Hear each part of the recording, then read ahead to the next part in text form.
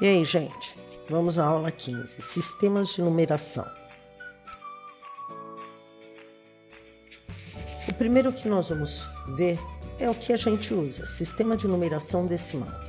O sistema de numeração decimal é de base 10, ou seja, utiliza 10 algarismos, que são aqueles algarismos indo-arábicos. São símbolos diferentes para representar todos os números que a gente tem. Formado então pelos algarismos de 0 a 9, é um sistema posicional, ou seja, a posição do algarismo no número modifica o seu valor. É o sistema de numeração que nós usamos. Ele foi concebido pelos hindus e divulgado no Ocidente pelos árabes. Por isso, é também chamado de sistema de numeração indo-arábico. Lembrem da história que nós ouvimos sobre Al-Khwarizmi. Essa tabela mostra a evolução do sistema de numeração decimal. Então, olha como que era o sistema hindu há 300 anos antes de Cristo. Depois ele evoluiu para 500 depois de Cristo. Aí, olhando, árabe, 900 depois de Cristo. Reparem que o 0 já está bem aproximado do atual. O 9 também. O 1 também já começou a ser bem parecido. O árabe na Espanha, 1000 anos depois de Cristo. Olha o 1, o 3. O 4 é parecido com o 5 atual. Ou melhor, o 4 deles é o nosso 5 atual. O 7890 já se assemelha ao atual. Olha o sistema italiano em 1400 depois de Cristo, muito mais próximo do que nós temos hoje. E o atual, que é aquele que nós usamos hoje em dia. Características do sistema decimal. Ele possui símbolos diferentes para representar quantidades de 1 a 9. E um símbolo para representar a ausência de quantidades, que é o 0.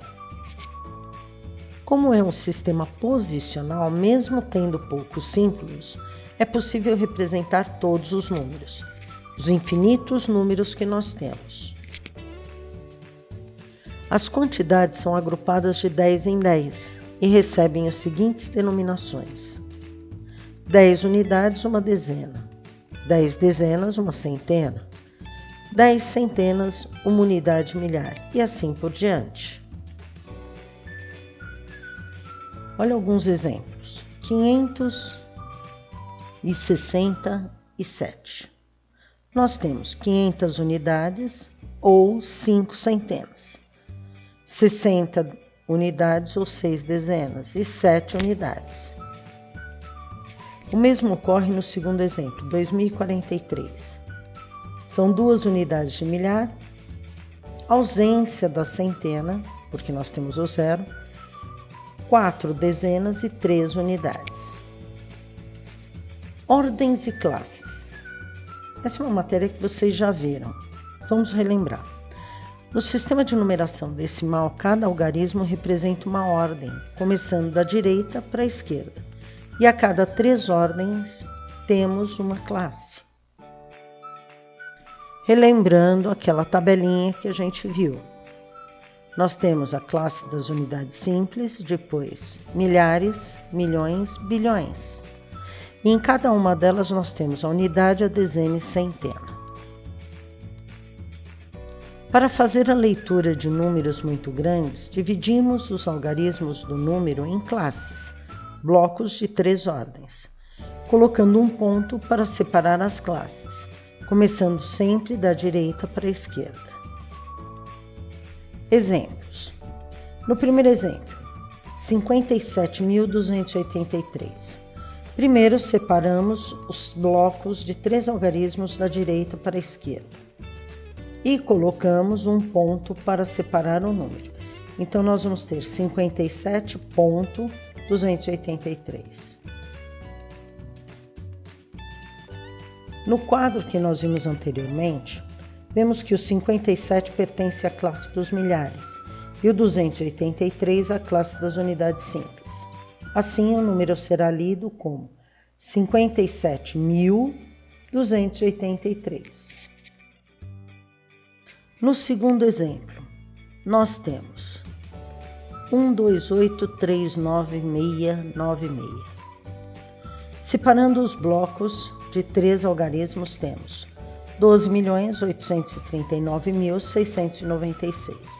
O número fica muito mais fácil de ser lido quando a gente pontua, quando a gente separa de 3 em 3 ordens. Agora vamos falar sobre o sistema de numeração romana. Os números romanos ou algarismos romanos são indicações numéricas utilizadas para indicar séculos, capítulos, páginas de livros, horas dos relógios, nomes dos papas e reis, dentre outros.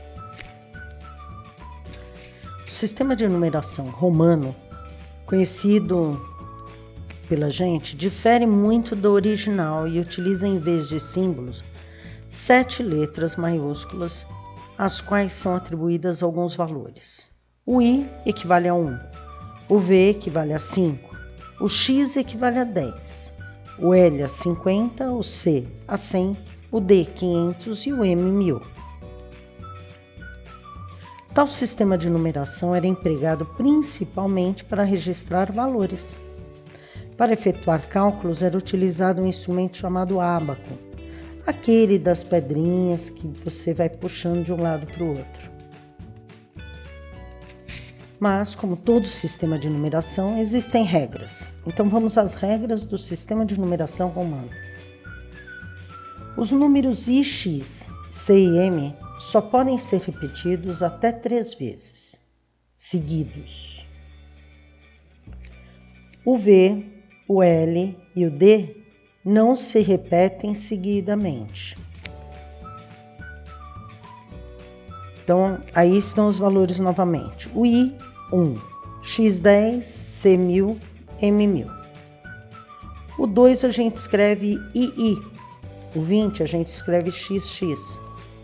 O 200, CC. E o 2000, MM. Para o 3, 30, 300 e 3000, segue-se a mesma regra. Outra regra: os numerais 1, X e C, escritos à direita de numerais maiores, somam-se seus valores aos desses numerais. Na prática é mais fácil, vamos aos exemplos. V, I, I. O V, seguido de II, a gente soma 5 mais 1 mais 1, 5 mais 2, 7. LX, 50 mais 10, 60.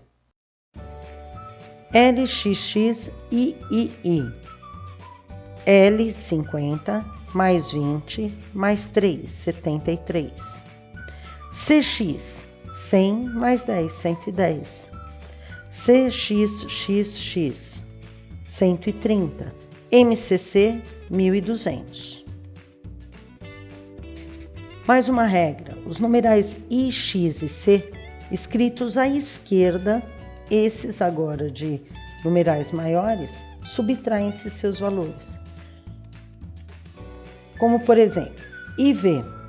O I está à esquerda, então eu faço 5 menos 1, que dá 4. IX, 10 menos 1, 9. XL, 50 menos 10, 40. XC, 100 menos 10, 90. CD, 500 menos 100, 400.